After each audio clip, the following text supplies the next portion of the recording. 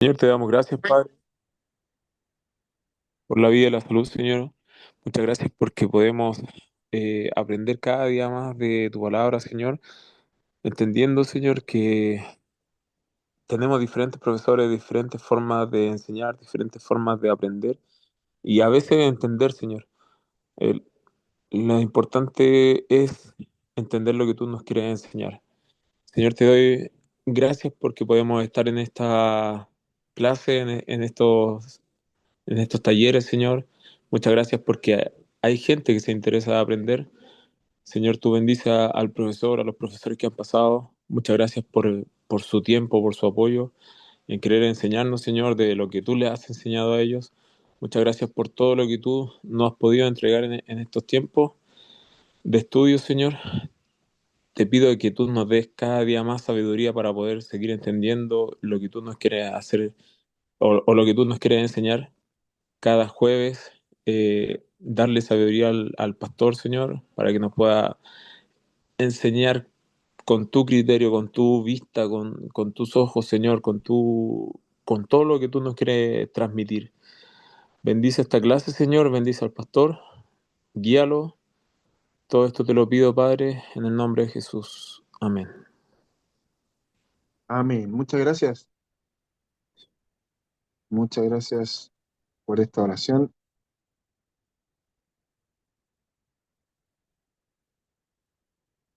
Vamos a dar inicio entonces.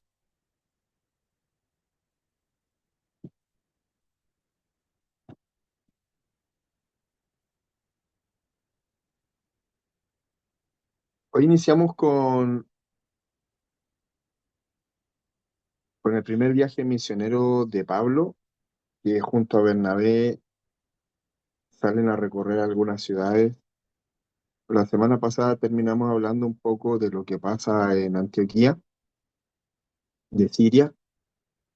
Y hay un hecho bien importante ahí, es que por primera vez, bueno, siempre se dice lo mismo, pero es un hecho destacado que por primera vez se le llama cristianos a los seguidores de Jesús en Antioquía. Entonces, cuando llega Pablo y Bernabé a esa ciudad, ellos con ganas de predicar y todo, se dan cuenta que ya hay una comunidad importante de cristianos, de creyentes, y eso les da mucha motivación a ellos también. Creo que igual es súper importante, a veces queremos ser pioneros, decir vamos a salir a predicar el evangelio, vamos a hacer esto, lo otro, y nos damos cuenta que hay gente que lo está haciendo, que se nos adelantó, hay gente que inclusive que lo está haciendo muy bien.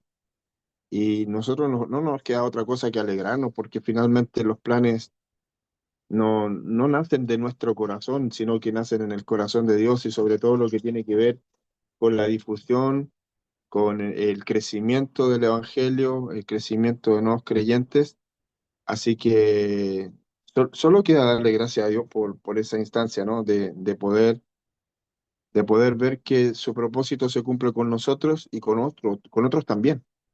Entonces, ellos llegan a Antioquía y se encuentran con un número importante de creyentes. Y desde allí son enviados a predicar a otros pueblos y ellos toman la decisión de irse a algunas ciudades del Asia Menor, algunas puntualmente porque el Asia Menor tiene diferentes ciudades muy grandes, pero a las que ellos van en este momento eh, son ciudades que tienen una característica bastante particular y es que hay una gran cantidad de judíos. Ya en estas tres ciudades, en dos principalmente, hay un gran número de judíos. Entonces ellos van, si bien es cierto, a predicar a los gentiles, a los no judíos, pero, pero van primero a predicarle a sus hermanos judíos, a enseñarles que Jesús es el Cristo enseñado, demostrado y explicado por los profetas, que en Jesús se cumplía todas las profecías. Entonces, ellos se encuentran, como dije, en esta etapa, son enviados. Vamos a ver que en el capítulo 14 aparece la primera vez la palabra apóstol, y es que ellos son enviados por los hermanos de Antioquía, son enviados hacia otra ciudad. Entonces vamos a ir viendo algunos detalles que son importantes. Pese a que Lucas no entrega detalles importantes de la salida de Antioquía a Pisidia, aunque hay 145 kilómetros, por lo tanto, ah, existe la posibilidad de que hayan habido muchas historias ahí en medio. No hay detalles de este tiempo, no hay detalles de este trayecto, no hay mucho detalle de, de lo que ocurrió en este periodo, sino más bien se entrega la información de que Pablo y Bernabé van a predicar. Ellos se encuentran muy dispuestos a entregar el Evangelio a los hermanos de todas las latitudes donde ellos puedan acceder a predicar con el Evangelio. Y nos encontramos en una etapa bien interesante donde ellos ya aparecen registrados en la Biblia como aquellos que van a predicar hasta lo más lejos. Ya, por el momento, esto es lo más lejos. Ya están en Antioquía, están lejos de Jerusalén, pero ellos ya van a embarcarse en un viaje bastante interesante, bastante importante, donde ellos ya se convierten en misioneros, donde se convierten en evangelistas, donde van a ir a predicar directamente a los gentiles. Vimos la semana pasada, estuvimos conversando un poco cómo se abre el evangelio, ¿no? A los gentiles por intermedio de Pedro, a través de esta visión. Nos damos cuenta de que Dios ha señalado a los apóstoles, a los discípulos del Señor, que el evangelio no es exclusivamente para los judíos, sino que es para todo el mundo. Y lo más bonito que encontramos acá, lo más bonito que encontramos dentro de las explicaciones y de las revelaciones, tanto dijimos que la revelación a Ananías, revelación a Pablo, la revelación a Pedro, la revelación al centurión, ¿no? Es que el Evangelio ha dignificado, ha purificado por medio de Cristo, ¿cierto? Por medio de su sangre, del Evangelio, de su palabra y por medio de su sacrificio, ha santificado y también purificado aquello que nosotros conocíamos como impuro. En este caso, los judíos, ellos en su judaísmo encontraban que todos los que no pertenecían a su religión, los que no eran circuncidados, los que no cumplían con sus rituales, no eran puros. Entonces, en este caso, de la revelación de Pedro, Dios le dice, no llames impuro a lo que yo ya he purificado. Es interesante eso porque el puntapié inicial, a pesar de todo lo que había enseñado Jesús, a pesar de todo lo que habían enseñado los discípulos, a pesar que vendría una invasión a Jerusalén y los judíos serían esparcidos por todo el mundo, en ese momento de la predicación del Evangelio, aún estaban centrados en Jerusalén, aún estaban centrados en Israel, en el pueblo judío. Pero por intermedio de Pedro, ¿cierto? Se comienza a predicar el Evangelio a distintos lugares, a distintas personas, a gente que no era del pueblo judío, y por medio de Pablo esto se difunde aún más. Vamos a ver en detalle en algún momento, me imagino que al final de la clase, vamos a hacer un resumen de de los viajes de Pablo y los libros que fue escribiendo en qué fecha, ya para que vamos entendiendo un poco lo que significó la vida de Pablo, tanto en sus viajes misioneros como en sus escritos. Ya en cada viaje él está organizando, está entregando, está instruyendo la iglesia, vamos a ver en la clase de hoy, o ya lo puedo anticipar, que él comienza a nombrar ancianos en cada una de las iglesias que se van constituyendo. Entonces, nos vamos a dar cuenta cuál es el proceso en cuanto a las fechas del trabajo de Pablo. Vamos a ver hoy el primer viaje misionero, pero voy a entregar un detalle de las fechas en las que se produjeron estos viajes, pero también los libros que Pablo escribió mientras estaba de viaje y hasta que está encarcelado, para que tengamos una noción clara de la vida de Pablo. ¿Alguien de los que está presente ha visto la película de Pablo? ¿Alguien sabe que existe una película de Pablo? No tenía idea que existía una película. Yo tampoco.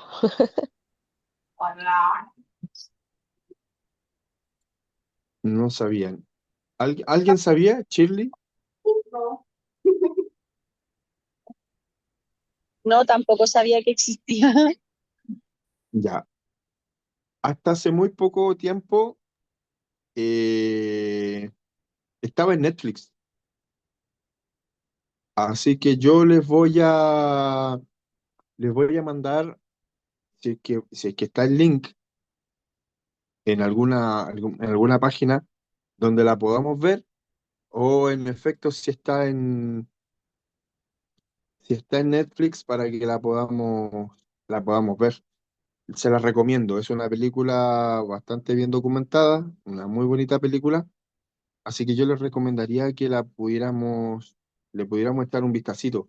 Y si es que está en Netflix, eh, les voy a contar si es que está, pero si no le voy a mandar algún link, de todas maneras creo que yo la tengo, en un momento me la pasaron como en un pendrive, creo que tengo algo por ahí, pero de todas maneras es una muy buena película para que podamos contextualizar todo el trabajo de Pablo, su vida, su obra y los personajes con los que compartió.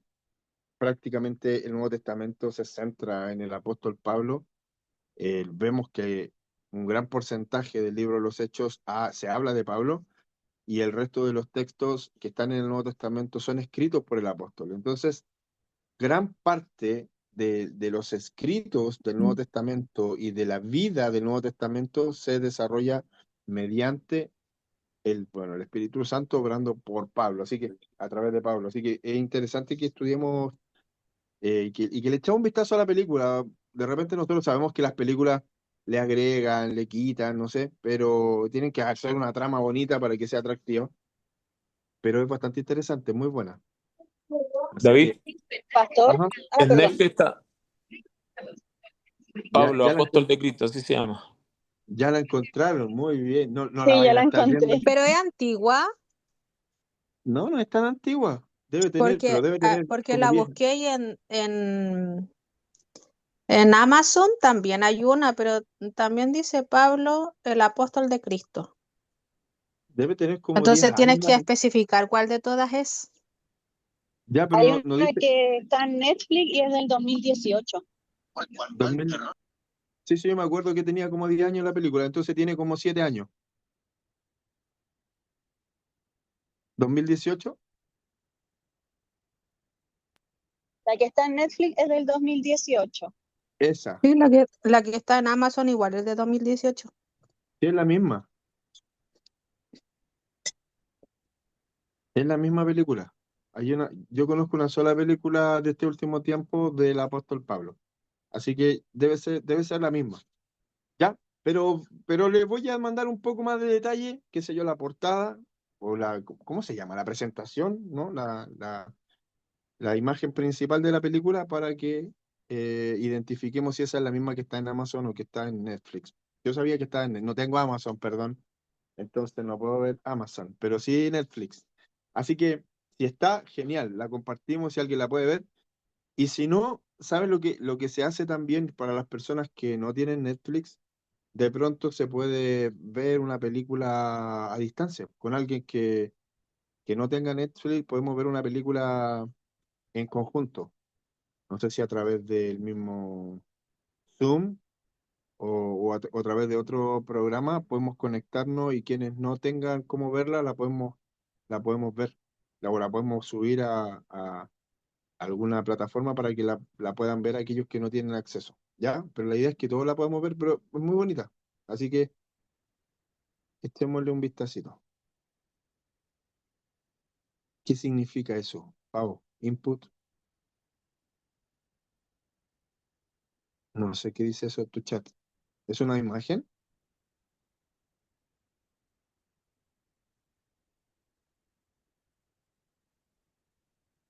Sí, es una imagen, hay que abrirla. Ya no la puedo ver.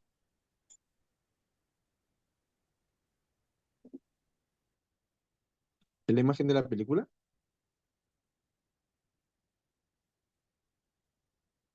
Ya, Tampoco la pude ver, pero en el WhatsApp de la clase, del estudio, mandé una que sale en Netflix. perfecto. Perfecto. Sí, es la misma película. Ya,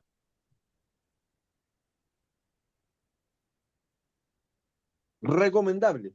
Ya una película recomendable. Se la recomiendo para que le echen un vistacito. Para los que se vienen los que vienen ingresando a la clase, recomendamos ver la película del apóstol Pablo. Ya, entonces, no hay mucho detalle, como dijimos, de la salida de Antioquía hacia Iconio, que es el primer viaje misionero. Este transcurso no tiene mucha historia, no tiene mucho detalle, pero ellos salen y van 145 kilómetros hacia el Asia Menor, hacia la primera ciudad que es Iconio. Eh, Derbe también tiene un detalle bastante escueto. El paso por Derbe es, no dicen cuánto tiempo están, pero al menos no tienen mucho detalle de lo que sucedió ahí. Sí en y dice Icono, Iconio y Listra. Ahí hay un poquito más de detalle. Acá habla de lo mismo, lo que sucede en Antioquía. Lo mismo sucedió en Iconio. Pablo y Bernabé fueron a la sinagoga judía y predicaron con tanto poder que un gran número de judíos y griegos se hicieron creyentes. Acá griego significa personas que son gentiles, ¿ya? En algunos casos judíos griegos, ¿sí?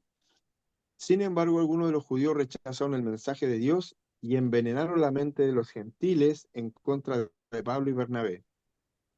Pero los apóstoles se quedaron allí por mucho tiempo, predicando con valentía acerca de la gracia del Señor.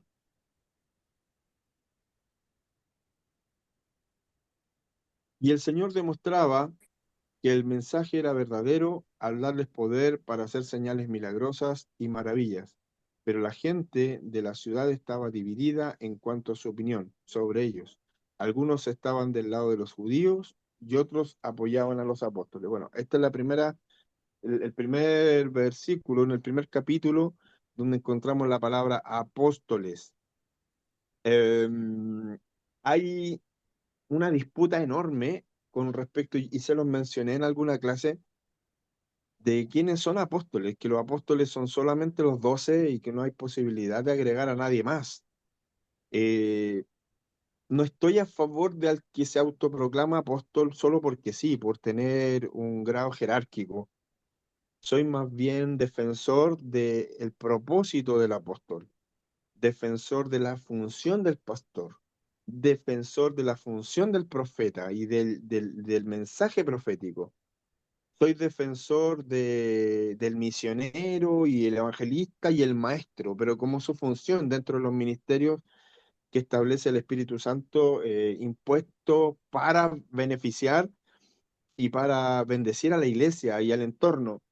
No estoy de acuerdo, como dije, con estos pseudo apóstoles que se hacen ricos con ese apostolado, que buscan viajar en primera clase, que tienen tremendos anillos. No quiero caer en el error de enjuiciar a las personas solamente por su apariencia, ojo, pero sí no estoy de acuerdo con aquellos que toman el término para presentarse como alguien superior a, ¿ya? No soy solo un pastor, quiero ser apóstol, independiente si no pasa nada, nada por sobre mí, quiero que al menos dentro de mi grupo me reconozcan como alguien importante. Por lo tanto, desde ahora en adelante voy a ser el apóstol David. No me llamen más David ni pastor, soy el apóstol David. Porque el Señor me dijo que iba a ser apóstol. No porque sea enviado por alguna función especial, porque tenga dones en particular, simplemente porque quiero ser el mayor dentro del grupo en el que me desenvuelvo. No estoy de acuerdo con eso. Pero sí quiero señalar que Jesús no nombra a sus 12 como los apóstoles exclusivos, sino que todos aquellos que son enviados en una misión particular son apóstoles, porque la palabra apóstol significa enviado. Entonces, se les comienza a llamar apóstoles a estos personajes, a Pablo y Bernabé, puesto que la iglesia los envía a predicar a otras ciudades que están fuera de su entorno. Ya dijimos que el primer viaje misionero, por lo tanto ellos salen de su ciudad, ellos comienzan a recorrer otras ciudades que están lejanas, ya hablamos que son 145 kilómetros, y comienzan a predicar el Evangelio.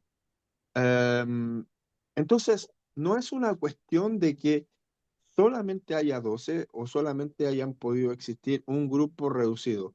Algunas personas llegan a decir que los apóstoles se terminan con los 12 de la Biblia y sería todo.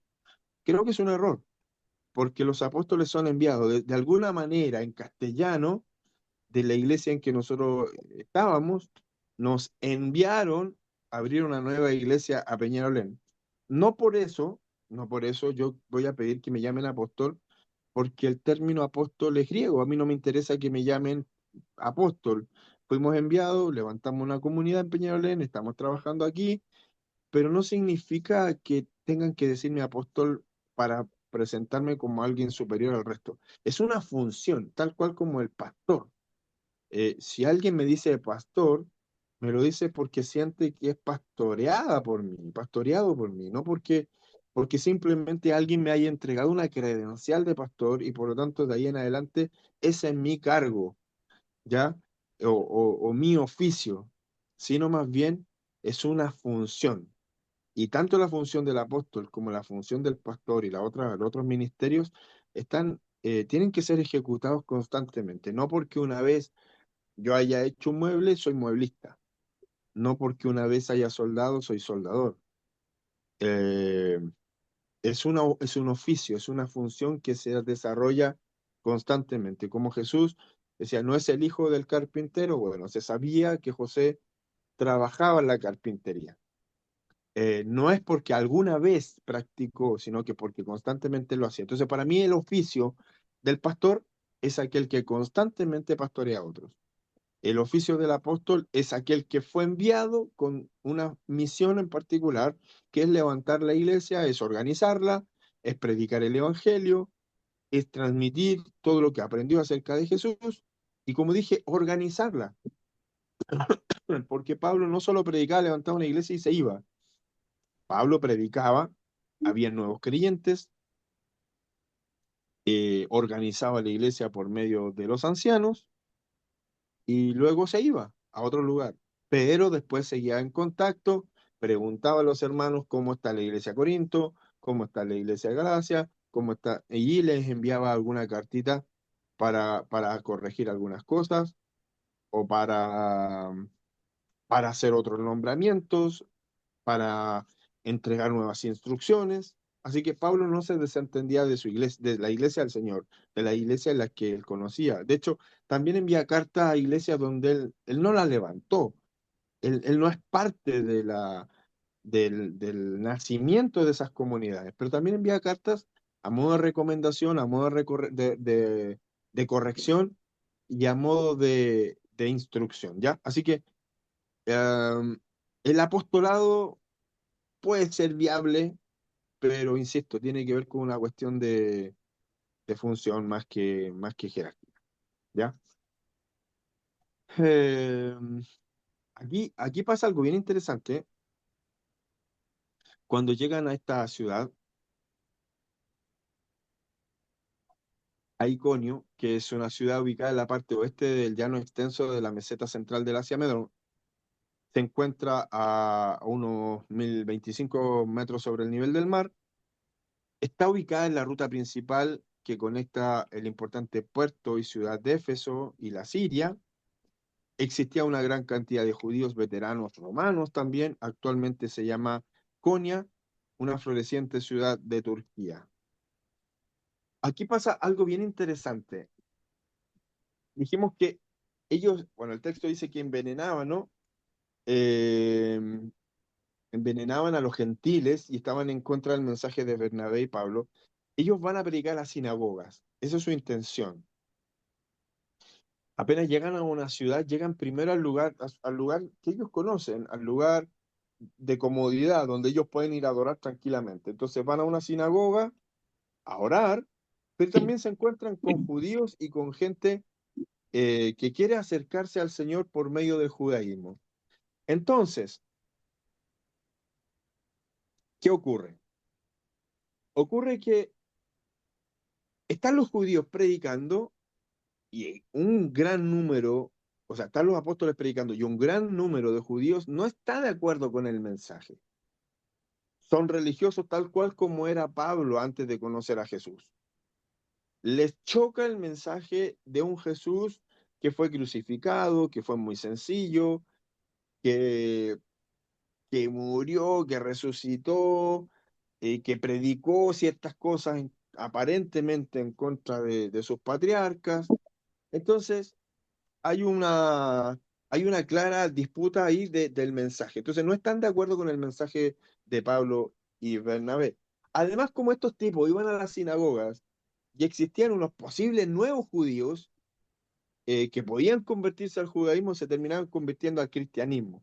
Entonces, claramente, imagínense, nosotros estamos predicando todo el tiempo en una esquina y viene alguien y les dice otra cosa y se lo llevan. Y nosotros, los evangélicos, estamos predicando en una esquina, aparecen los mormones rubios de ojos azules y se llevan a todas las personas para su iglesia. Nosotros nos vamos a sentir muy mal porque hemos hecho un tremendo esfuerzo para que esa gente conozca al Señor y viene otro grupo y le embolina la perdiz, como se dice vulgarmente o coloquialmente, y se los lleva para su iglesia. Entonces le pasaba esto a la sinagoga, pasaba esto a las sinagogas. Pablo iba a predicar y habían unos nuevos creyentes que se podían convertir al judaísmo, pero se terminaban convirtiendo al cristianismo. Entonces eso genera un rechazo de parte de todos los judíos que estaban en la sinagoga. Acusaron a Pablo y Bernabé y querían apedrearlos. Dice la escritura entonces una turba de gentiles y judíos junto con sus líderes decidieron atacarlos y apedrearlos. Cuando los apóstoles se enteraron, huyeron a la región de Licaonia, a las ciudades de Listra y Derbe y sus alrededores, y allí predicaban las buenas noticias. ¿Hay alguien que quiere hablar, parece, o no?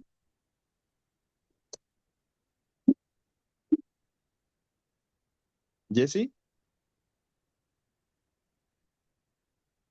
No, perdón, estaba con volumen. No, no. Ya. Ya. Sí, que veía que se te encendía y se te apagaba. Ya, perfecto. Entonces, imaginen lo que eso significa para un pueblo que practica el judaísmo, para un pueblo que quiere mantener la, la fe de su pueblo, y vienen otros tipos a predicar otra cosa completamente distinta y termina convirtiéndolos al evangelio. Entonces, claramente para ellos era un tema, ¿ya? Pastor, yo Eh, tengo una pregunta. Viviana, sí, Yo tengo entendido, pastor, sí que los judíos, no, bueno, a lo mejor estoy equivocada, por eso es mi pregunta, no eran muy dados a convertir gente a su religión, como que ellos se sentían muy exclusivos del Dios Todopoderoso y que eran ellos la nación seleccionada por todo y no iban mucho a predicar o a convertir a gente, tanto gentil o otro tipo de personas, a su religión. Tengo entendido que eran como bien herméticos ellos, que solamente eran ellos nomás. O estoy muy equivocada. no, no estás equivocada en el pensamiento judío con respecto a que son herméticos. Pero resulta que, por ejemplo, estas sinagogas que están en Asia o sinagogas que están en Siria, sinagogas que están en Grecia, sinagogas judías que están en diferentes lugares del mundo, están abiertas para las comunidades. Incluso la sinagoga o el templo más bien, que había en Jerusalén, tenía un patio que era para los gentiles. Entonces, los gentiles pueden ir a las sinagogas, los gentiles pueden ir al templo. El problema es que estos gentiles que iban al templo, en vez de convertirse al judaísmo, se convertían al cristianismo. Entonces, eso generaba esa disputa en particular. Bien tienen razón con respecto a que ellos son bastante herméticos, pero desde siempre vinieron gente a adorar a Jerusalén, de distintos lugares. ¿Se acuerdan que hablamos del eunuco, el etíope, que venía a adorar a Jerusalén? Así venía mucha gente a adorar a Jerusalén. O iba gente de esas naciones, de esos pueblos, a buscar a Dios a las sinagogas. De pronto, no necesariamente porque tuvieran una fe tremenda, sino por curiosidad.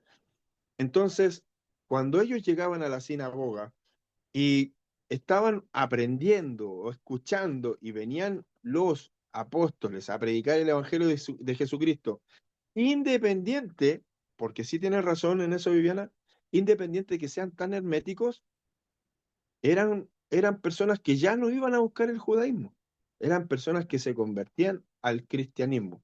Entonces, finalmente, a ver, existe un celo que es propio del ser humano, independiente que yo no pastoree en la iglesia, que yo no cuide a la gente, que no me preocupe por nadie. Si viene alguien que los pastoree y se los lleva, yo me voy a enojar igual porque ya no están bajo mi alero, ya no son parte de mi grupo, aunque yo nunca los tomé en cuenta, pero el solo hecho de que alguien los tome y se los lleve va a generar una molestia.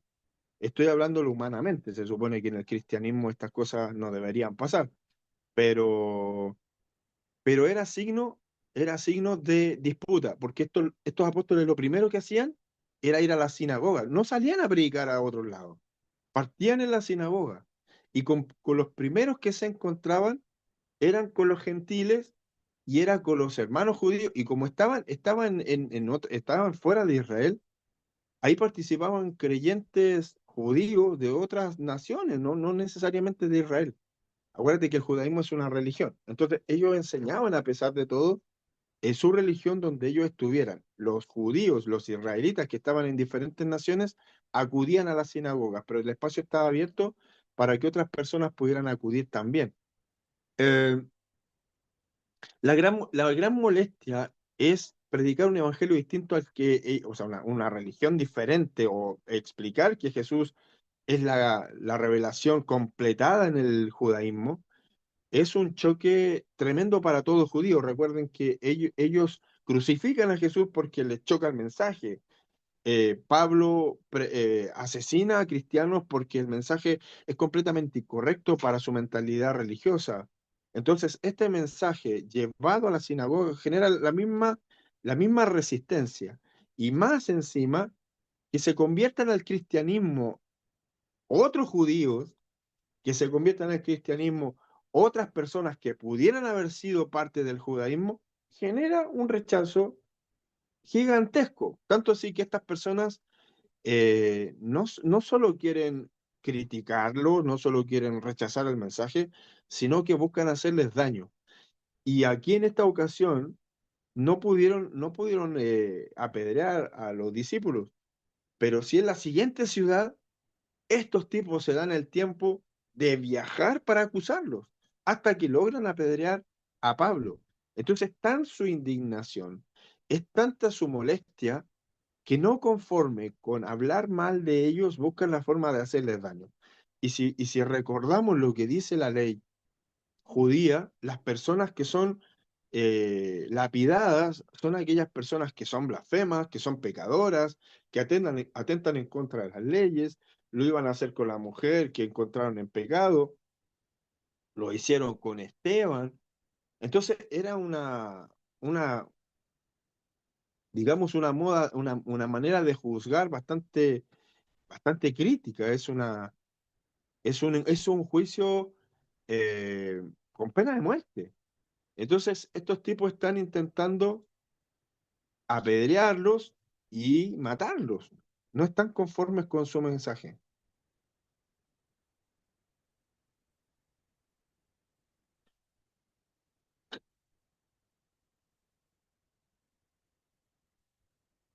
Luego, cuando hablamos de que habían instigado y habían preparado todo un plan para apedrear a los discípulos, se dan cuenta y salen de la ciudad y se van a Listra, a unos 30 kilómetros de Iconio, y se van a predicar, dejando en la ciudad un gran número de creyentes, organizando a la iglesia por medio de ancianos, y se van a Listra a predicar. Y exactamente lo mismo, van a la sinagoga, se comienzan a predicar, empiezan a hablar dentro de sus hermanos primero, y hay un gran número de personas que también comienzan a creer. Esta ciudad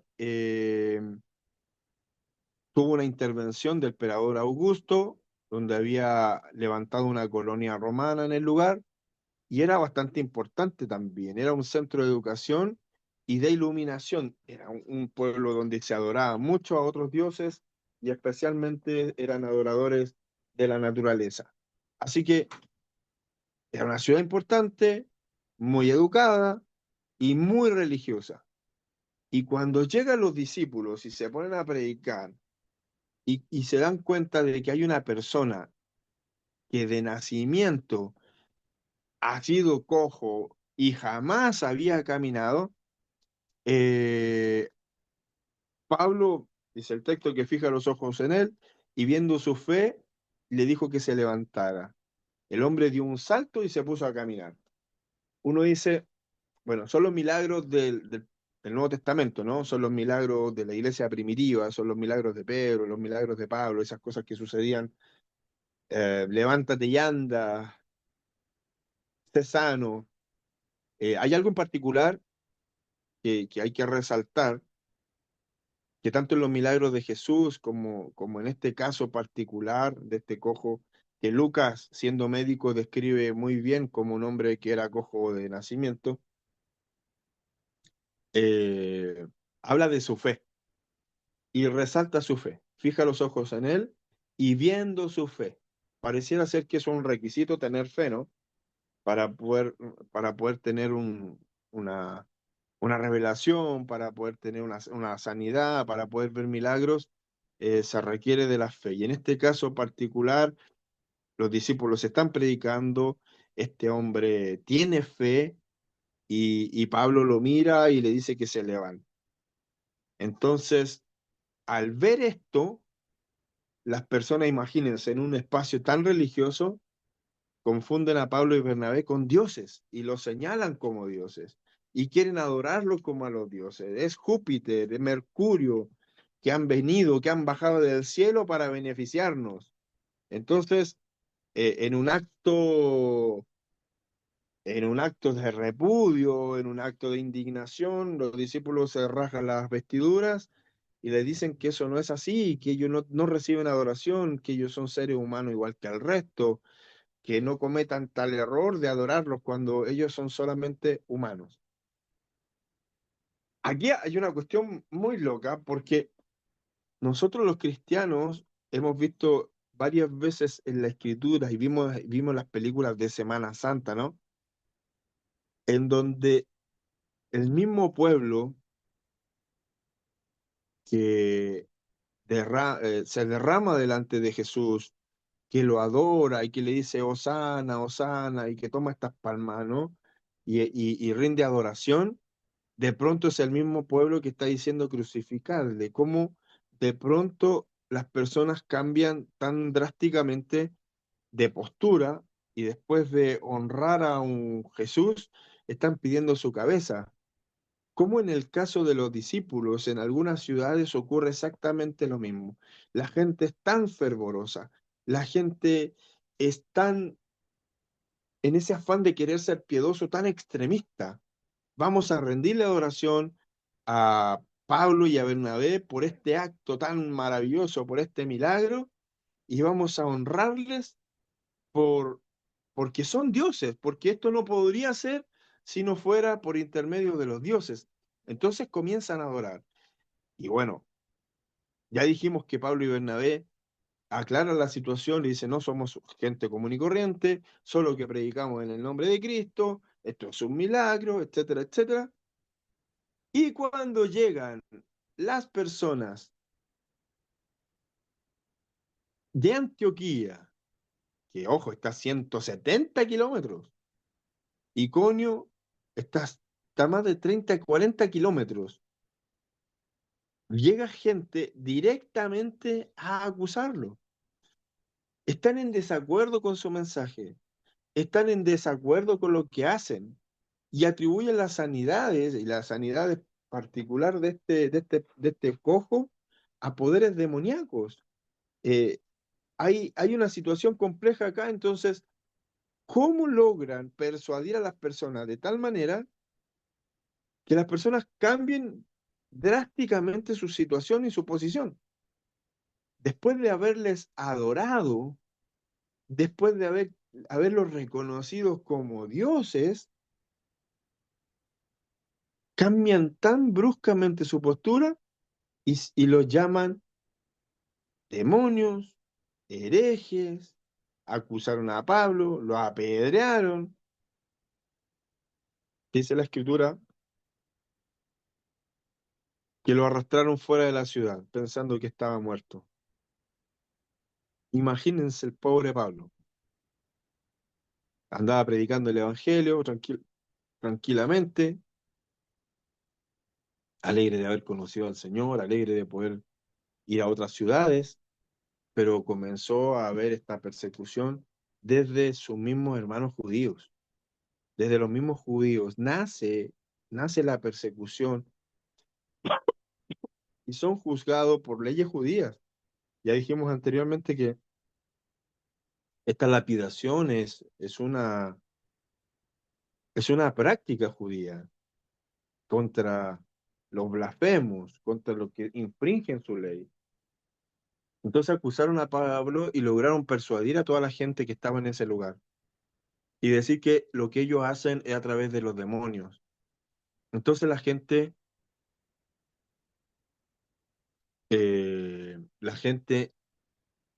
toma esto como algo verdadero y comienzan a apedrear a Pablo. Qué loco, hermanos, que 170 kilómetros. ¿Cuántos días de viaje? Yo no hice el cálculo, pero solamente quise anotar la distancia. Pero viajar 170 kilómetros solamente para difamar a dos tipos que andan predicando el evangelio, hermano, hay que tener mucho tiempo, hay que tener mucha plata y hay que tener una rabia enorme como para dejar pasar a estos tipos. No, fue una situación que no pudieron dejar pasar. Viajaron exclusivamente a, a incidir en la decisión de que estos tipos los apedrearan.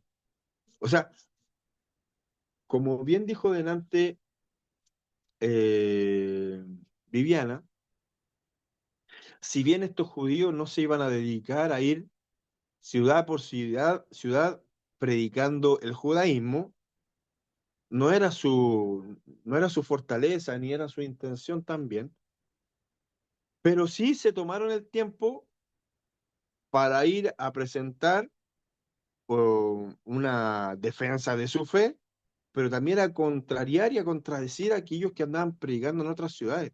O sea, eran misioneros para destrucción, o sea, tal cual como Pablo en algún momento lo fue, que tenía cartas para ir a perseguir a cristianos, le toca vivir en carne propia lo que otros judíos pretendían hacer con aquellos que andaban predicando el Evangelio de Jesús y en el cual estaba incluido Pablo y Bernabé. Pero hermano, 170 kilómetros, eso es muy lejos, es mucha la distancia, como para decir, oye, sé que no puedo dejar pasar este detalle. Es decir, como los tipos en realidad estaban tan molestos, tenían, ya los tenían tan aburridos. Pablo, quizás la fama de Pablo, quizás la fama de Bernabé, ya los tenía hastiados, que sabe que los tenemos que eliminar porque estos tipos están predicando el evangelio está creciendo, no estamos de acuerdo con su mensaje, están haciendo milagros y los acusamos de que esos milagros no vienen de parte de Dios y por lo tanto tenemos que elaborar una sentencia, elaborar un discurso que permita que la gente pueda ser persuadida, que permita que la gente pueda comenzar a estar en contra de ellos. Entonces es como una situación bien loca porque no salen a predicar, no tienen las intenciones de que el mundo entero sea judío, pero sí esta actitud de estos discípulos les molesta, les molesta. Yo creo que el celo de Pablo también era el mismo, el mismo. Ellos defienden su religión, ellos defienden su fe, y a lo largo de la historia, hermanos, no es algo distinto. El cristianismo también cometió un montón de errores. El cristianismo históricamente también carga el peso de muchas muertes.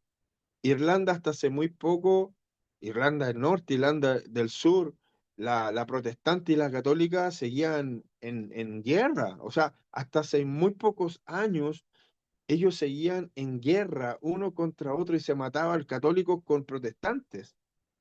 Cuando la Iglesia Católica pues, mantuvo la hegemonía de la religión, las cruzadas y todas estas cacerías de brujas, ¿no? Todas estas persecuciones a los que pensaban distinto, actuaban distinto, tenían una manifestación de fe distinta. Estas persecuciones y estas matanzas son atroces. Cuando comienza la reforma, el protestantismo nace, uno dice, aquí hay libertad, restauración de la fe. Hermanos, muchos protestantes salieron a matar católicos. Entonces, uno dice, ¿cómo la fe lleva a las personas a despreciar al prójimo en vez de amar al prójimo? Eh, ¿Cómo por la fe estás dispuesto a dar tu vida en sacrificio para asesinar otras vidas? ¿Cómo puede llamarse eso fe o fanatismo religioso? Entonces, estos tipos en esta época para nosotros son un poder religioso eh, deplorable, pero resulta que hasta esta fecha, aunque, aunque no nos matamos, eh, dañamos tanto con nuestras palabras que podría llamarse asesinato también, por medio de insultos y por medio de las descalificaciones. Nos descalificamos tanto por la forma en que hacemos nuestros rituales, por si vas o no vas a la iglesia, por si crees las cosas de esta manera o no, por si es que estudias o no estudias, por si hablas o no hablas lengua. eh, no sé, hermano, por si sale o no sale a predicar a la calle, por si eres evangélico de derecha o si eres evangélico de izquierda. Y uno dice, ¿y es necesaria tanta descalificación? No logramos conciliar, no logramos coincidir en una postura argumentativa, sino más bien en descalificaciones. Y uno dice, ok, no estamos en los tiempos donde hay persecución religiosa. Aparentemente, por medio de lapidaciones y por temas de decapitación, no, pero a través de los insultos y de las descalificaciones, un montón de gente se dedica, se dedica a meterse en los perfiles en redes sociales para insultar a los que no piensan como ellos y los tratan muy mal.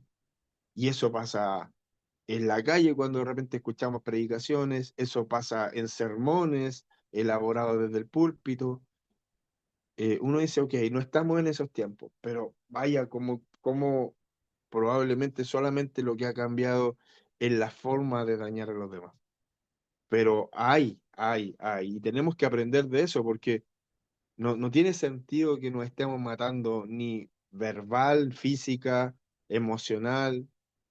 No puede ser, no puede ser, no puede ser que existan estas descalificaciones.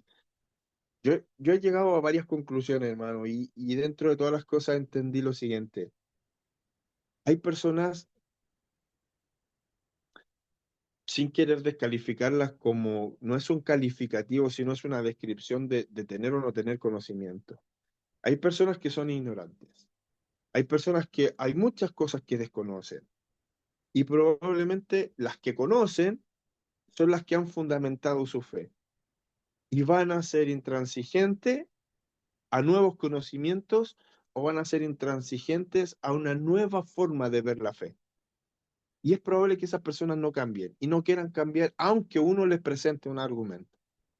Cuando uno entiende que esas personas son fervorosas y que aman a Dios y que tienen alta oración encima y que buscan a Dios incesantemente, ¿sabe qué, hermano? Ni siquiera vale la pena cuestionar si es que, si es que esas personas son de Dios o no son de Dios.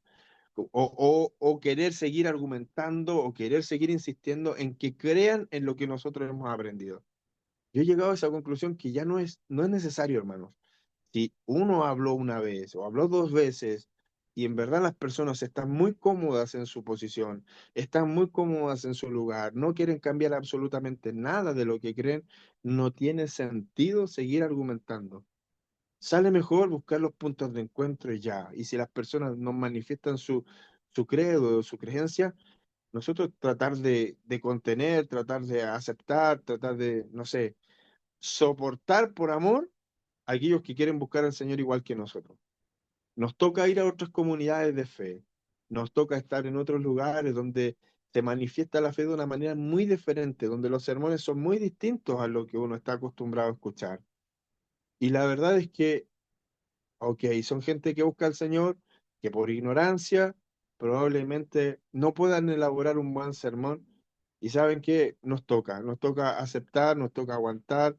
Si las personas quieren estudiar, debería, es un deber de cada persona estudiar. Pero saben que ya no vale la pena malgastar un discurso o desgastarnos en discusiones que en realidad no tienen sentido. Mejor aceptar, hermanos, y amar, amar. Si las personas con conocimiento, ya hablamos de las ignorantes, si las personas con conocimiento que han adquirido una posición teológica, que han tomado una postura teológica, manifiestan abiertamente su posición, hermanos, tal cual como aquellas que son ignorantes, no van a cambiar su posición. Están, han argumentado tanto, han estudiado tanto su postura, que han creado una verdadera apología de su fe. Puede sentar una apología de sus creencias, pero de manera muy, muy profunda. Entonces, tampoco tiene sentido querer transformar el pensamiento de alguien que se ha dedicado a estudiar para argumentar lo que creen. No tiene sentido entrar en discusiones. Entonces, cuando yo me encuentro con, en el caso del fariseo, en el caso del religioso que tiene su doctrina. Yo soy evangélico, me enfrento a un testigo de Jehová, a un mormón, a un judío, alguien de una comunidad mapuche, una comunidad, pueblo originario. ¿Sabe? Más vale llegar a una conversación con puntos de encuentro para poder tener un diálogo que dividirnos por conversaciones donde solo hablamos de los desacuerdos. Incluso sentarse a hablar con un calvinista, con un arminiano, sentarse. Las iglesias evangélicas pentecostales son casi todas arminianas, casi todas arminianas. No tienen idea qué significa ser arminiano, pero son casi todas arminianas. Casi todas creen en el libre albedrío, casi todas creen en que la salvación se pierde, casi todas creen en que Dios te llama y tú puedes elegir si venir o no venir. Creen que la santidad es un proceso paulatino y constante. La gran mayoría de las iglesias pentecostales, sin saberlo, son arminianas, pero los calvinistas han estudiado mucho para ser calvinista. Entonces yo pertenezco a una iglesia pentecostal. Las asambleas de Dios son pentecostales. No a rabiar como el pentecostal criollo, pero es pentecostal. Y prácticamente su doctrina es arminiana. Pero hoy día nosotros estamos en una postura un poco más moderada. Más que arminiano o calvinista, una posición algo más moderada, que nos permite tener un equilibrio y decir, Dios es soberano, sí es soberano. Por lo tanto, hay cosas que se las dejamos a Él, que nosotros no podemos elaborar ciertas posturas humanas de cómo es Dios y lo que debe y no debe hacer Dios. Entonces, yo le hablo de mi experiencia con respecto a qué pasa cuando me veo en esta posición de, de fariseo, ¿no? Queriendo resolver la situación teológicamente, resolver la cuestión doctrinal, resolver nuestras prácticas dogmáticas o nuestras prácticas cúlticas, y decir, no, esto es como se debe hacer, esto como... Cuando me veo en esta posición, me toca, hermano, a veces hacerme el ciego, el sordo y el mudo, y por amor a mis hermanos y por amor a aquellos que son fervorosos y que van a la iglesia con una búsqueda al Señor, pero con toda sinceridad, decir, ¿saben qué? no vale la pena decir absolutamente nada y simplemente respetar, porque la fe de las personas yo no la puedo medir. Yo no sé cómo Dios ve a esas personas. Yo no sé cómo Dios se agrada de sus oraciones.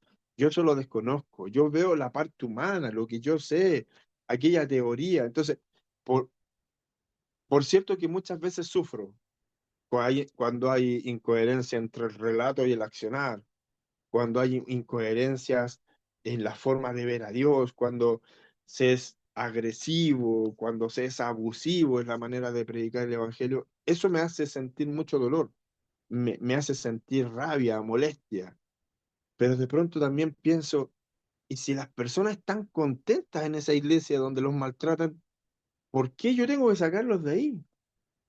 ¿Por qué tengo que decirles que se vayan?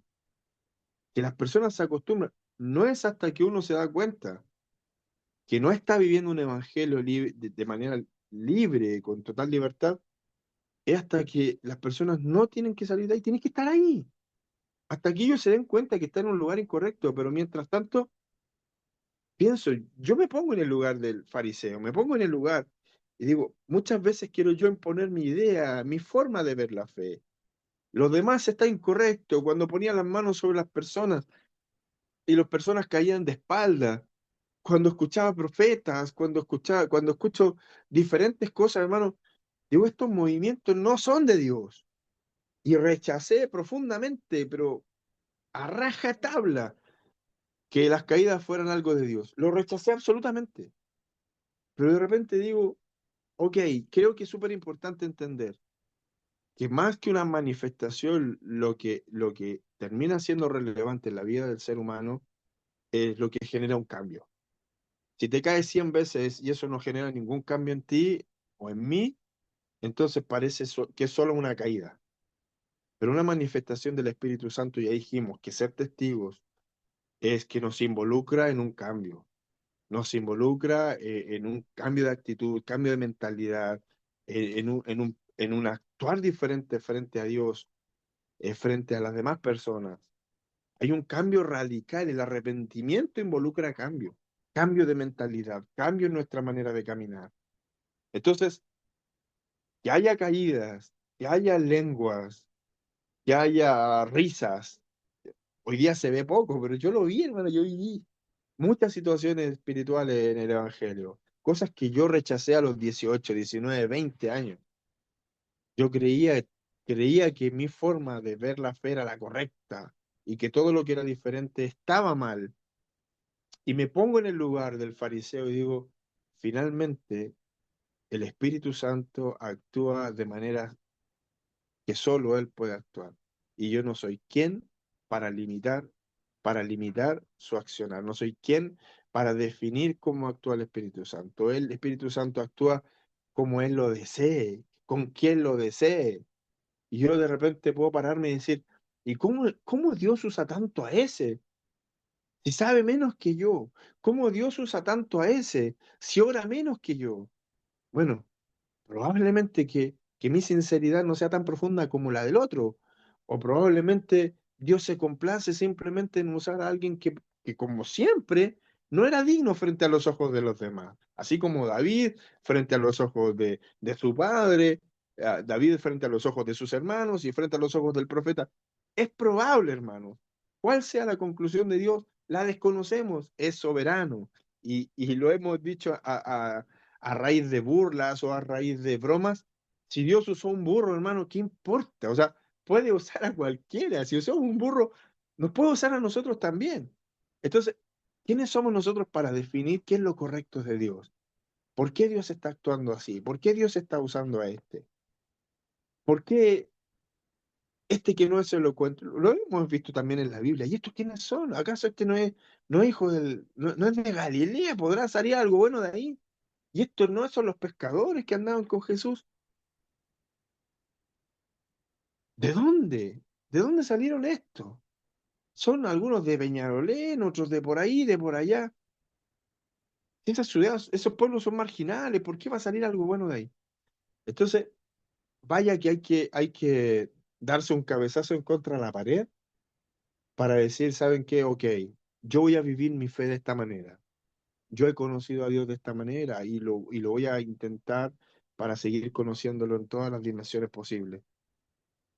Yo, al igual que el pastor que estuvo haciendo el Nuevo Testamento, creo en la gracia de Dios de una manera tan grande que mi predicación es la gracia, mi predicación es el perdón, mi predicación es el amor, mi predicación es la restauración del pecador incluso, el que cayó entre nosotros, ¿cómo puede restaurarlo? Entonces, eh, me complican otras posturas religiosas, pero sin embargo también tengo que aprender a contener, a contener de alguna manera mi molestia, a contener mi religiosidad y tener misericordia por aquellos que lo hacen diferente a como lo hago yo. No fue el caso de estos, no fue el caso de estas personas que están muy irritadas, que están muy celosas y que quieren quitar la vida a alguien que predica diferente a ellos, a aquellos que están sacando judíos de sus sinagogas, aquellos que están sacando adeptos al judaísmo, aquellos que están predicando dentro de las sinagogas, que están enseñando una predicación distinta a la que ellos aprendieron, que están echando por tierra su ley. O sea, después de esto se produce el concilio, el primer concilio en Jerusalén, y donde tienen que elaborar posturas para exigirle a los gentiles. Tienen que elaborar una propuesta, porque se contrapone el judaísmo con el cristianismo. ¿Vamos a circuncidar o vamos a bautizar? ¿Vamos a corregir las comidas o vamos a dejar que ellos coman lo que han comido toda la vida? ¿Cuál va a ser nuestra postura como cristianos? Definamos si vamos a seguir predicando el judaísmo o vamos a predicar el cristianismo con la apertura cultural de cada pueblo y de cada nación. Entonces, tienen que llegar a un consenso, tienen que tomar una determinación de cómo lo harán. Después de esto, tienen que llegar a esas conclusiones. Pero hasta allí hay una contradicción del cristianismo y del judaísmo.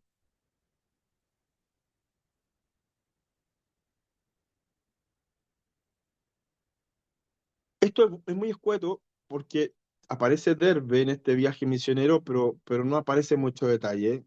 Dice, después de predicar la buena noticia en Derbe y de hacer muchos discípulos, Pablo y Bernabé regresaron a Listra, Iconio y Antioquía de Pisidia para rendir cuentas. Y luego regresan a Antioquía para rendir cuentas, para dar a conocer a sus hermanos lo que había pasado en las ciudades en las que habían estado, en lo que habían predicado y en cómo Dios había bendecido el trayecto, el mensaje y a los pueblos donde ellos estuvieron.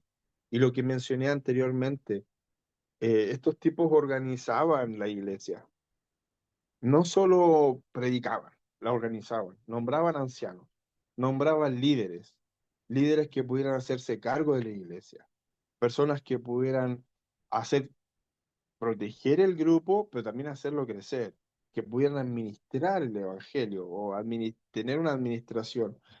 Y los ancianos eran supervisores, los ancianos eran aquellos que se encargarían no sé, en seguir enseñando, representando, ser aquellos que disipulen a otros, ser aquellos que inviten a la oración, ser aquellos que tengan relación con el resto de los líderes, como los apóstoles, como aquellos personajes que se van a convertir, porque hay muchos hermanos, solo que el libro de los Hechos pone su foco en Pablo, pone su foco en Bernabé, pone su foco en Pedro, por ahí aparece un Apolos, eh, aparece un Juan Marco, que tiene un traspié, ¿no? Pero se habla principalmente de Pablo, pero hay muchos otros a los cuales ellos le rinden cuenta. Entonces, cuando una persona va a una ciudad y quiere comunicarse con alguien de la iglesia, no sé, de Listra, va a ir a buscar a los ancianos, va a ir a encontrar información, van a entregarle una especie de informe, ¿no? ¿Cómo está funcionando la iglesia en Derbe? ¿Cómo está funcionando la iglesia en Antioquía? Este es el primer viaje misionero de Pablo y Bernabé. Bernabé, ¿se acuerdan que fue la persona que llevó a Pablo ante los discípulos? Bernabé es la persona que aparece en la Biblia antes de Ananías y Zafira, la que vende su propiedad. Eh, Bernabé es un discípulo cercano a los apóstoles. Está ahí cuando se nombran los diáconos y sale a predicar junto con Pablo. Tienen un éxito, si lo podríamos llamar así. La predicación fue todo un éxito, donde las personas se convierten al Señor, donde se producen milagros, donde hay nuevos creyentes, donde hay nuevas comunidades de fe. Y no pocas son las personas que se han convertido al Evangelio. Entonces, en este desafío, imagínense, todavía estamos cerca de Jerusalén, a pesar de que estamos muy lejos, se pasa por Chipre, ¿no? Estamos lejos de Jerusalén, todavía estamos muy cerca a nivel territorial. El gran objetivo de Pablo es llegar a Roma, pero todavía estamos muy lejos de Roma.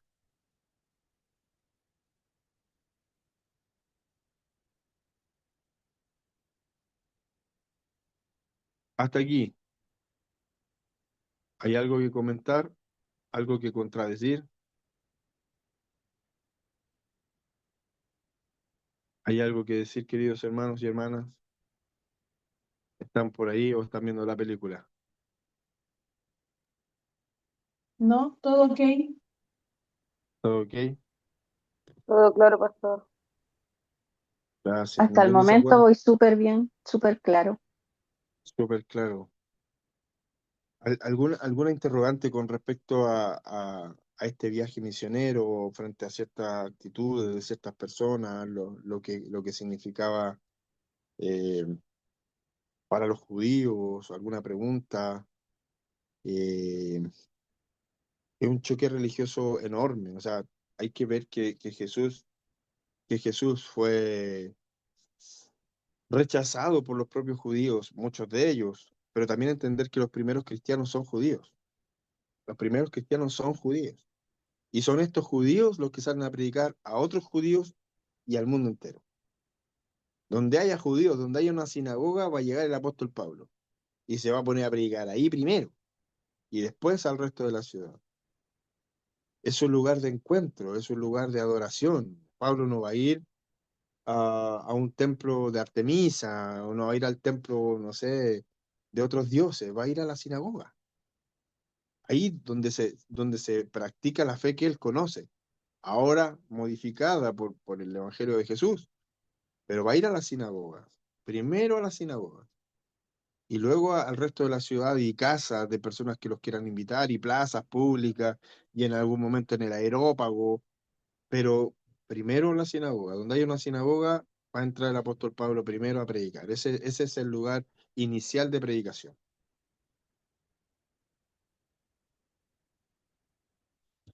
Hemos visto el primer viaje misionero de Pablo y algunas de las cosas interesantes que ocurrieron en el camino. Sanidad, los llamaron dioses, después los apedrearon. Lo loco es, lo loco es que Pablo llega contento a Antioquía contando lo maravilloso que ha sido el Señor, cómo el Evangelio entra en los hogares, cómo la gente se convierte, cómo las personas aceptan el mensaje de Jesús y son transformadas por el mensaje. A pesar de las oposiciones, ellos se sienten contentos y rinden cuenta en Antioquía de lo que hicieron y de lo que el Señor hizo con ellos. También quiero hacer una corrección con respecto de algunas prácticas religiosas que pasan en estos tiempos. Creo que es súper bueno para cada persona tener un grado de autonomía y de independencia. Em, David Rosell, como pastor, le resultaría mucho más fácil gastar sus recursos en la iglesia y en los proyectos personales antes de tener que rendirle cuenta a una asamblea de Dios, por ejemplo. resultaría mucho más fácil tener las propias reglas que nos acomoden a nosotros y no respetar las reglas de nuestra organización. Tener que estarnos limitando, tener que estar eh, acatando la- la- las reglas de nuestra organización, pero me pareció siempre, siempre, siempre muy importante tener sobre nuestra cabeza a alguien a quien rendirles cuenta y no ser autosuficientes y no ser personas arrogantes creyendo que nosotros tenemos el poder para originar y para iniciar la iglesia de Jesús. No, nosotros no somos no originamos nada, nosotros somos parte de, pero nos tocó estar en la Asamblea de Dios, iniciamos esta iglesia de Adelfos en las Asambleas de Dios, pertenecemos a la Asamblea de Dios, con sus virtudes y sus errores, aquí estamos. El tema es que me parece interesante lo que pasa acá con Pablo y Bernabé, que salen de Antioquía enviados por los hermanos y vuelven a rendir cuentas. Finalmente ellos entienden que por más que Dios los ha llamado y por más que tienen un propósito gigantesco en las manos del Señor, todavía entienden que hay personas que merecen que ellos rindan cuentas. Y no vamos de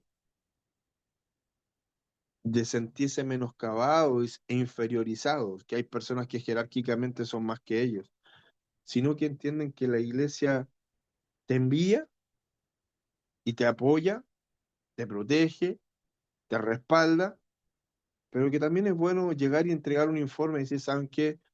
Esto es lo que sucedió. Y gozarnos juntos también de lo que Dios hace.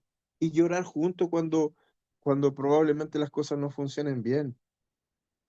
Hoy día existen una cantidad de pastores que se autoproclaman, que se dividen de otras iglesias. Y perdonen que haga la crítica, porque ya creo que con esta es como la segunda crítica que voy a hacer más o menos grande con respecto de cómo visualizo la iglesia. Estos pastores que dividen las iglesias y que se autoproclaman pastores y tienen una corporación con una iglesia, solo la de ellos, y elaboran todo un plan para tener personalidad jurídica y sin respetar eh, nada de lo que hay en otras organizaciones, sino que establecer su propia organización. La verdad es que no me parece muy prudente, me parece contraproducente, porque finalmente alguien que no tiene a quien rendir cuentas puede caer fácilmente en la corrupción. Se puede corromper fácilmente, puede abusar fácilmente, porque no tiene a quien rendirles cuentas, no tiene a quien, no tiene un alguien a quien entregar informes financieros, conductuales, morales. Entonces, qué bueno es que cada uno de nosotros, no insisto, no porque necesitemos una jerarquía sobre nuestra cabeza, no porque necesitemos nosotros estar constantemente diciendo, pastor, voy a cambiarme de trabajo, voy a ganar más, voy a ganar menos. No, no estoy hablando de esas cosas, sino que estoy hablando de sentirnos inmersos en una comunidad, en una organización donde nos podamos rendir cuentas mutuas. Ni siquiera es que nosotros sintamos menoscabados porque hay alguien que es superior a nosotros. No, sino que simplemente que podamos rendirnos cuentas y que podamos conversar y compartir los aciertos, los desaciertos. Entre pastores hay cosas que son muy difíciles de conseguir y una de ellas es la honestidad. ¿Y por qué digo que es difícil de conseguir? Porque cuando tú hablas con otro pastor, el otro pastor te va a decir que está bien, que la iglesia está bien, que la economía está bien. Pocas veces, me ha tocado, pero pocas veces un pastor te va a decir, ¿sabes qué? En vez de crecer la iglesia, disminuyó. ¿Sabes qué? Este año no bautizamos a nadie.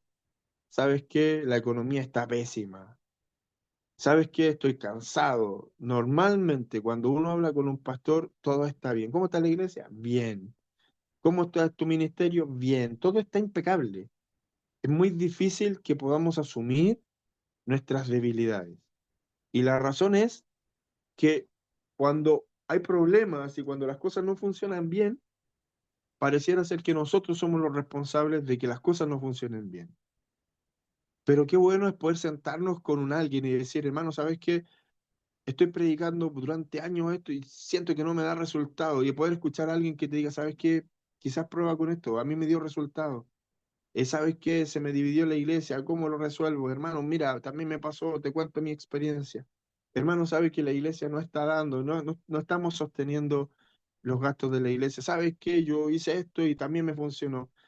Poder, poder compartir estas experiencias de lo bueno y de lo malo. Es decir, ¿saben qué? Me está dando resultado esto, pero no me está dando resultado esto. Estamos trabajando y la iglesia está creciendo, pero tenemos esta oposición. Creyeron muchos en el Señor, en Iconio, en Listra y en Derbe, pero nos agarraron a peñascasos. Poder ser honesto y decir, ¿saben qué? Esto fue bueno y esto fue contradictorio. Lo pasamos bien aquí, lo pasamos mal acá. Esto funcionó y esto no funcionó. En la vida cristiana tenemos muchos aciertos y desaciertos. Y es probable que cuando haya desaciertos queramos abandonar o queramos no estar o queramos desistir y quizás defraudamos a Dios y decimos, ya no creo que Él quiera aceptarme una vez más.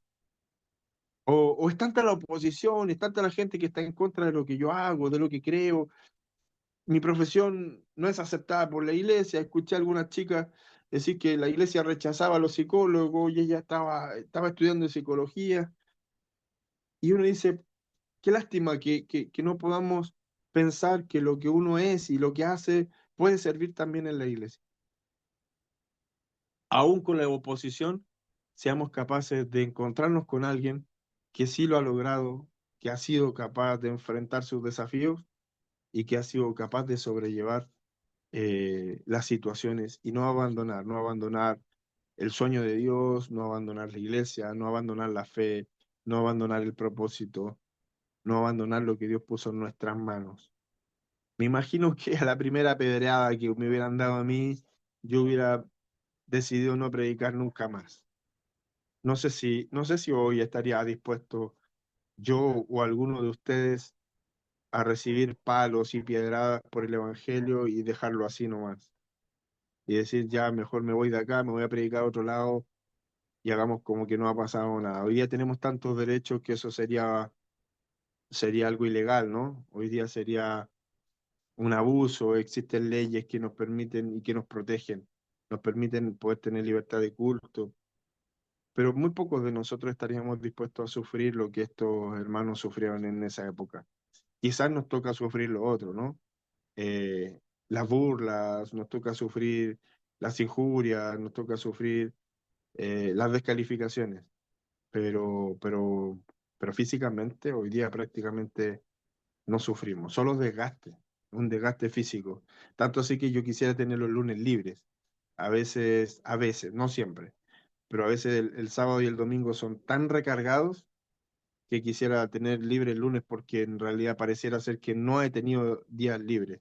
No he trabajado en mi trabajo con- de siempre, en mi trabajo que llamamos secular, pero no he trabajado en eso el sábado y el domingo, pero en todo lo que me significó la iglesia, el desgaste, no tuve fin de semana libre. Entonces a veces quisiera tener el lunes libre para poder descansar realmente. Pero aquí estamos, agradecido de Dios, que Él es fiel, es bueno, y que así como le respondió a estos discípulos y ellos pudieron ver el resultado del engrandecimiento de la obra del Señor, ¿cómo nosotros no lo vamos a ver también si seguimos fiel a sus promesas y pedimos al Espíritu Santo que guíe nuestras vidas? Hermanos, esa es mi última reflexión. Les agradezco el tiempo. Ustedes conmigo han sido bastante silenciosos. En general, en todas las clases han sido bastante silenciosos. No son tan preguntones. Son más bien quietitos, calladitos y escuchan nada más, pero les agradezco el tiempo que se toman para compartir cada clase. ¿Les parece si oramos al Señor o si hay alguien que quiera intervenir en algo? Está la palabra abierta o si no, oramos al Señor para despedirnos de esta clase.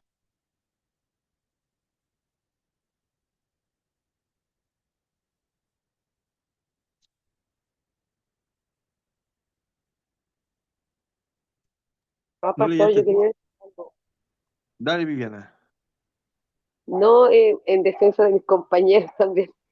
No es que estemos más calladitos, sino que yo encuentro que la oratoria con los otros profesores, que era más de historia, de duda, de cosas que teníamos como el Antiguo Testamento, todo, era un poco más de preguntas por las dudas que íbamos saliendo en el momento. En cambio, tu oratoria es más reflexiva. Yo creo que más que callados estamos reflexionando todos con tus palabras. Por lo menos yo creo que mis compañeros también. Le hace ruido para su vida y todo. Y como tú bien dijiste la vez pasada, es una mezcla entre clase y prédica. Entonces también yo creo que por eso estamos callados. Yo por lo menos te escucho, reflexiono, más que en mi cabeza se muevan preguntas y dudas, porque igual el tema de hecho no es un tema, no que no sea complejo, pero es un tema ya más, un poco más moderno, un poco más con una historia más conocida, ya sea como tú dices, por las películas o cosas así. La idiosincrasia judía ya era más conocida, por lo mismo por las películas de Jesús de Nazaret, qué sé yo. Pero los otros temas que vimos anteriormente eran como un poco más complejos, más antiguos, entonces yo creo que era por ese lado. Pero en defensa de mis compañeros, yo no es que estemos calladitos, yo creo que estamos más reflexivos. Eso. Súper, Viviana. Súper. Sí, Pastor, bueno, Felipe, sí, decir también que las clases, aparte de reflexiva, como dice Ollana, que concuerdo con ella, las clases son tan sencillas y claritas que uno entiende a la perfección todo lo que tú quieres decir. Así que siento que por eso estamos más callados nomás, porque se entiende. Eso, pastor, mi defensa. gracias, Rosario. Sí, Felipe lo mencionaba al principio en la oración. Hemos tenido profesores y los ramos en sí. Hay ramos que son mucho más fáciles de digerir que otros. Hay ramos que tienen mucha historia de por medio, hay cuestiones arqueológicas, hay disputas en que existen, no sé, esta postura y esta otra postura. En cambio, el libro de los Hechos es un libro mucho más práctico y además que pareciera ser que el enfoque de Lucas en entregarnos este mensaje es mucho más práctico que teórico. Por supuesto que hay mucha teoría dentro de esto y hay cultura y todo lo demás, pero todo esto es mucho más práctico. Lo que el inicio de la iglesia es praxis de todo lo que había enseñado Jesús y obviamente acompañado de lo que hacía el Espíritu Santo en la iglesia, con los misioneros, con los hermanos era, es mucho más sencillo, es mucho más sencillo y es práctico. Entonces, finalmente, más allá de adquirir demasiado conocimiento, lo que debemos es reflexionar si vivimos parte de esto en nuestras vidas. Así que ahí donde está la reflexión y donde nosotros tenemos que hacer también la autocrítica y analizar cómo estamos viviendo este proceso de llenura del Espíritu Santo, de discipulado, de discipular a otros, de ser testigos. Así que bien, bien, yo también he reflexionado harto y espero en el Señor que cada clase le sirva a cada uno y que contribuya a nuestro crecimiento espiritual. Eso.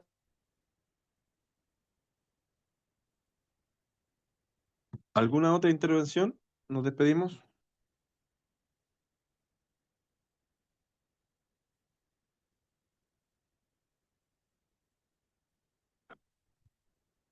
Ninguna por acá.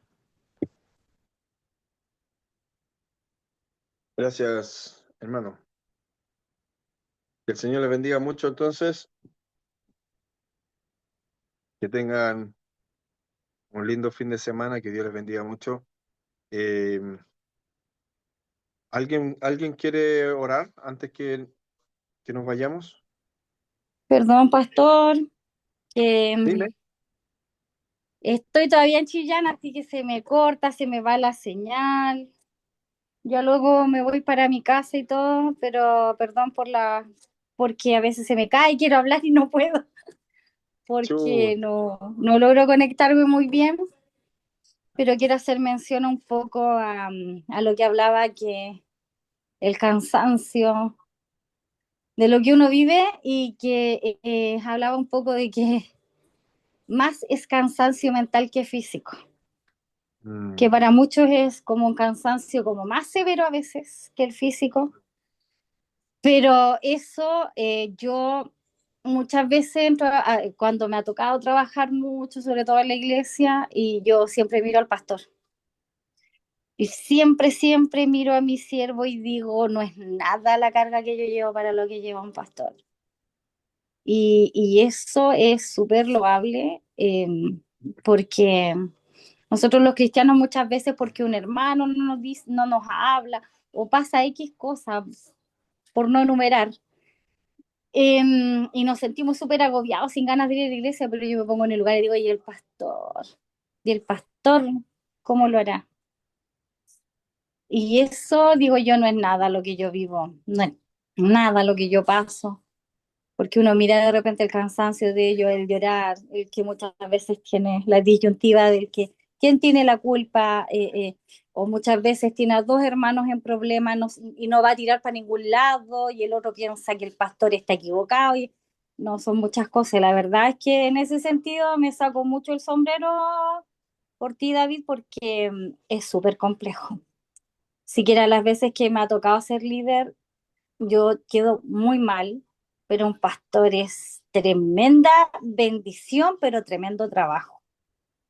Así que eso quería como un poco recalcar, que nosotros como que nos sentimos muy agobiados muchas veces por las cargas, pero un pastor es tremenda responsabilidad.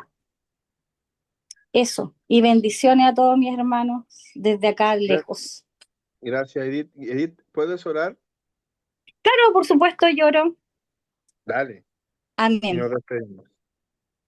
Padre Jesucristo, estamos delante de tu presencia, Señor, para agradecerte, Padre, por un día más Amén. de vida, Señor, porque ya estamos casi alcanzando un poquito el día viernes para ver un poquito el descanso el fin de semana, Señor. Te pedimos, Padre Santo, por todos aquellos que han estado en la clase hoy, Señor, y por aquellos que no pudieron. Oh Padre, te pido, Señor, por la cabeza quien dirige, Padre, siempre estas clases, que tú les des la sabiduría, que lo ayudes, Señor, y que nos hagas más activos, porque yo entiendo muchas veces y entendemos que es súper complejo también ser profesor y muchas veces queremos retroalimentación y que alguien también nos escuche y diga, ok, pastor, acá estamos. Señor, dale más sabiduría, dale más paciencia, Señor. A todos nosotros que logremos entender, Señor, tu palabra, ayúdanos a comprender cada día más y a poder llevar sobre nuestros hombros, Señor, el Evangelio. Oh Padre, danos paz, danos amor, Señor, porque cuesta, sobre todo hoy en día que tenemos muchas diferencias de opiniones, Señor. Oh Padre, te pido, Padre, por estas clases, Señor, que tú sigas bendiciendo nuestras vidas por todos los hermanos, Señor.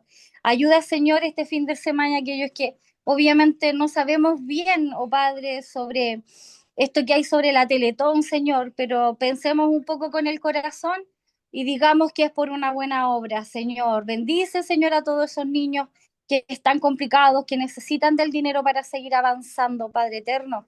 Y yo te pido por las iglesias hoy en día, Señor, porque hay mucha gente afuera, Padre, que desea llegar a una iglesia, pero por X motivo no pueden, Señor. Te pido, Señor, por todos aquellos corazones adoloridos, por todos aquellos que han perdido un ser querido, Padre amado, yo te pido por ellos para que tú les des paz en tu corazón y consuelo a su alma, Señor. Amén. Amén.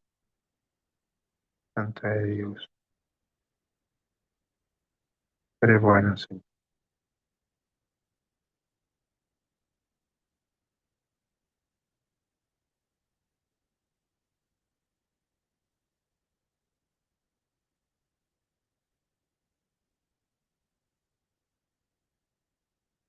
No sé si se le cayó la señal a Edith.